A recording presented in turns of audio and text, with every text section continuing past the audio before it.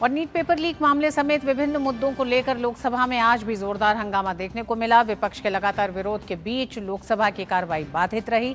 विपक्षी सदस्यों ने लोकसभा में जमकर हंगामा किया, जिसके कारण सदन की बैठक एक बार के स्थगन के बाद सोमवार सुबह 11 बजे तक के लिए स्थगित कर दी गई। हालांकि इस दौरान संसदीय कार्य मंत्री किरण रिजिजू ने कहा कि सरकार नीट पेपर लीक पर चर्चा के लिए पूरी तरह तैयार है। रिजिजू ने विपक्ष से बहाने छोड़कर चर्चा शुरू करने और पेपर लीक जैसे गंभीर मुद्दे का राजनीतिकरण नहीं करने की अपील की। राज्यसभा में भी यही स्थिति देखने को मिली। नीट पेपर लीक मामले को लेकर गतिरोध जारी रहा। राज्यसभा में विपक्षी सदस्यों ने शिक्षा मंत्री के इस्तीफे के बाद ही इस मुद्दे पर चर्चा कराने की मांग की।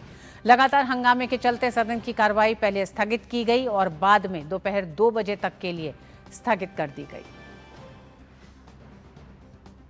और लोकसभा में विपक्ष के हंगामे के बीच संसदीय कार्य मंत्री किरण रिजिजू ने विपक्ष को आड़े हाथों लेते हुए तीखी प्रतिक्रिया दी है। उन्होंने सदन में चर्चा और गतिरोध को लेकर विपक्ष के रवैये पर सवाल उठाए। किरण रिजिजू ने राहुल गांधी को कहा कि आप अपने साथियों को समझाएं, सरकार आज भी चर्चा के लिए तैयार है और विपक्ष चर्चा शुरू करे। आपने फिर एक कंडीशन लगाया चर्चा नहीं कराने के लिए। हमने फिर से आपको अपील किया, कल भी, आज सुबह भी केसी वेणुगोपाल जी को भी मैंने फिर से अपील किया है कि आप प्रमुख विपक्षी दल है, बाकी जितना भी एमपीज, हम लोग सबका मत एक ही है कि चर्चा होना चाहिए। तो नीट एग्जाम पे प्रधानमंत्री जी ने देश को आश्वासन दिया और जो प्रमुख एक्टिविस्ट जिन्होंने भूख हड़ताल किया, सोनम वांगचुक जी ने भी अपना अनशन तोड़ा है और चर्चा के लिए उन्होंने भी मांग किया है। तो फिर देश के सामने में अब हम चर्चा नहीं करके बहाना बनाएंगे तो ये अच्छा संदेश नहीं जाएगा। और माननीय प्रधानमंत्री जी ने आश्वासन दिया कि एग्जाम पेपर लीक को लेकर के कठोर कानून लाने जा रहे हैं, यह आश्वासन भी दिया हुआ है। और इस पूरे विषय पर बात करने के लिए ऋषि कुमार हमारे साथ जुड़ गए हैं संसद भवन से।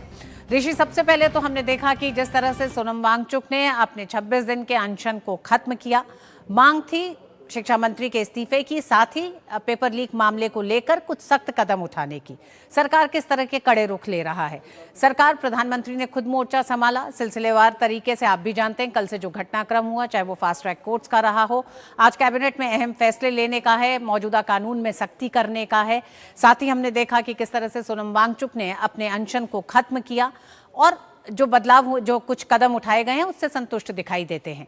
ऐसे में अब विपक्ष, आखिर क्या कारण है कि विपक्ष चर्चा के लिए नहीं तैयार हो रहा है? क्योंकि सबसे पहले विपक्ष ने यही कहा कि संसद के भीतर इस मामले पर सरकार को घेरना चाहती है, सवाल करना चाहती है, चर्चा करना चाहती है।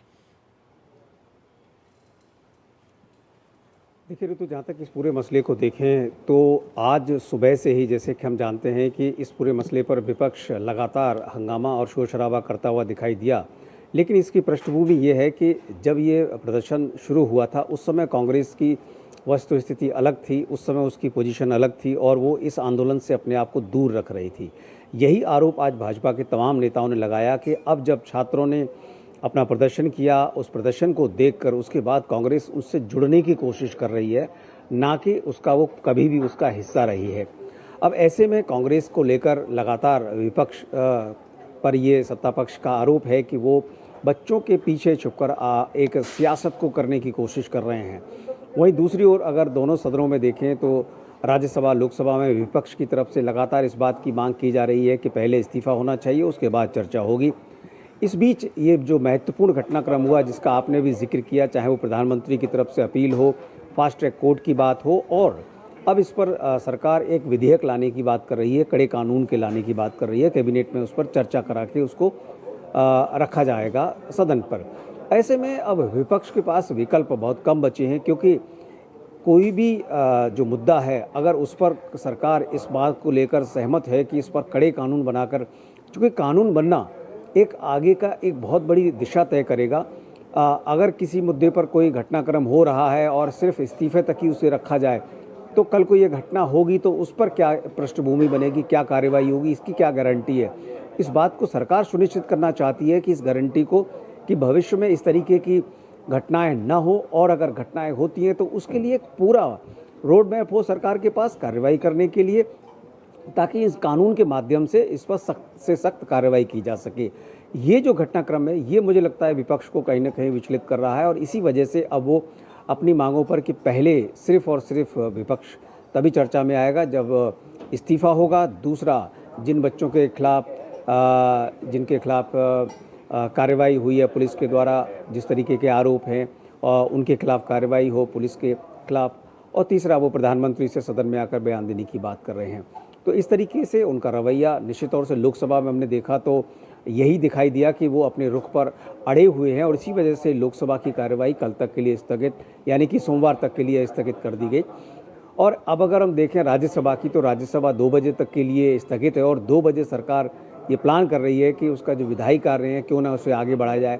लेकिन देखना होगा कि उस समय स्थिति क्या बनती है, क्योंकि यह महत्वपूर्ण विधेयक जो वंदे मातरम से संबंधित है उसको सरकार कम से कम पेश करना चाहती है, ताकि इस बिल का मसौदा सदन के पटल पर आ सके, और बाद में अगर चर्चा हो कि इसके पारित कराया जाने की संभावना बनती है तो वो भी किया जा सके। ऋतु जी बिल्कुल, विपक्ष पहले सप्ताह मॉनसून सत्र के जो रुख रहा है वो ये बताता है कि जो सप्ताह शुरू होने जा रहा है, क्योंकि वो सप्ताह बेहद अहम हो जाएगा।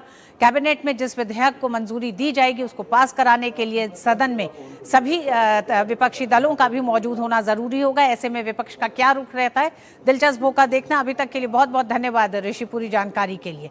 2 बजे तक राज्यसभा की कार्रवाई एक बार फिर शुरू होगी। हम जानते हैं लोकसभा सोमवार तक के लिए स्थगित की जा चुकी है। राज्यसभा की कार्रवाई एक बार फिर 2 बजे प्रारंभ होगी। देखना होगा क्या राज्यसभा में भी फिर हंगामा होता है या उसका विधायी कार्य आगे जारी रहेगा।